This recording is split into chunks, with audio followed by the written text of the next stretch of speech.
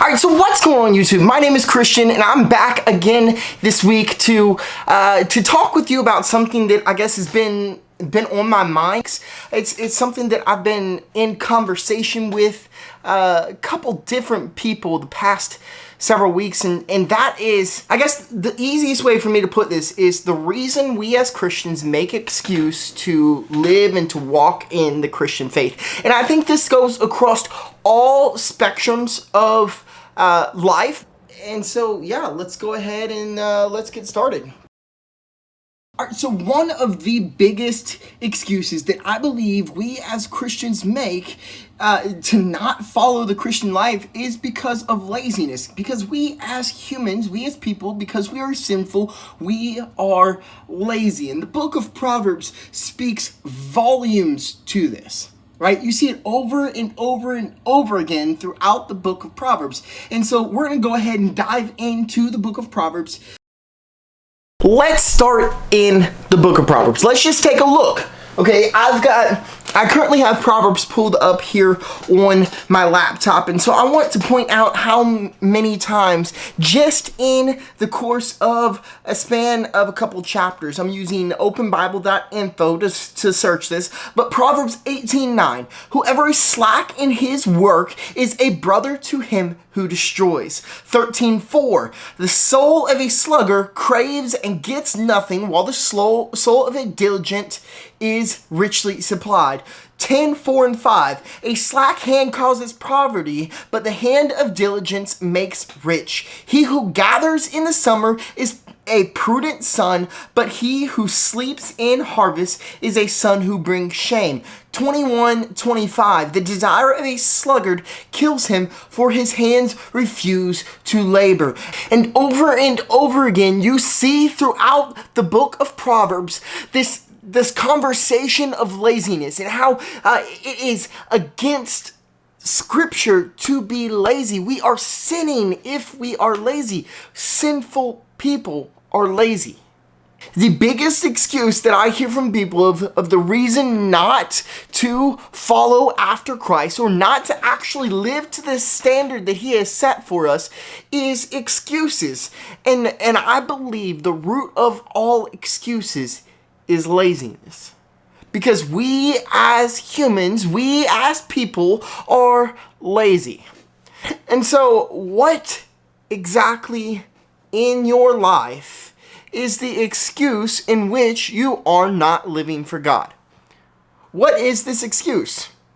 Is it you aren't talented enough? Like, you take a look at the book of Moses, story of Moses, my apology. You take a look at the story of Moses, and you see several different factors of him saying, oh God, I can't do that. One is he's afraid, right? You see that he says, who am I to confront Pharaoh? Two, he's not talented enough. He says, I can't speak.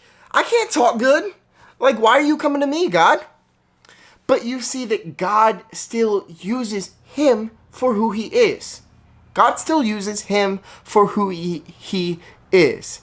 And so the biggest thing, and this goes for any walk of life, any stage of life, anything that you are doing in life, you need to have this mindset, this work ethic, if you will, right? So we as people know this. We as people are lazy because we're sinful. We are sinful, lazy people, right? But two, right? The Lord commands us to work. The Lord commands us to have this work ethic that doesn't stop. And so, three, this is the thing that I want you to know most. You cannot live the Christian life without God. First off, without God, without constant pursuit of Him, you cannot live the Christian life. But you cannot pursue Him without pursuing Him.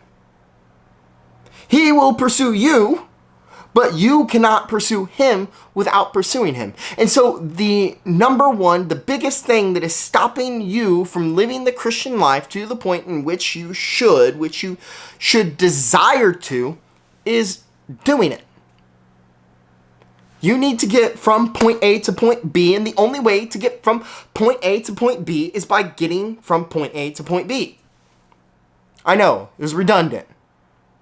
But that's the point, right? That's the point. And so that's the biggest thing that I want you to think about this week. And I hope to get another video out next Tuesday or Thursday time frame. But keep that in mind. What in your life can you change immediately this week in order to make your life, line your life up more with Christ, with who He is and His desires for your life? How can you take that smidge of laziness out of your life? All right, guys, I hope that this word this afternoon, morning, evening, whenever you're watching, beside the point, I hope that this little tangent that I went on is beneficial to you, beneficial to your spiritual life. And I do apologize that it was only one major thing that I'm talking about.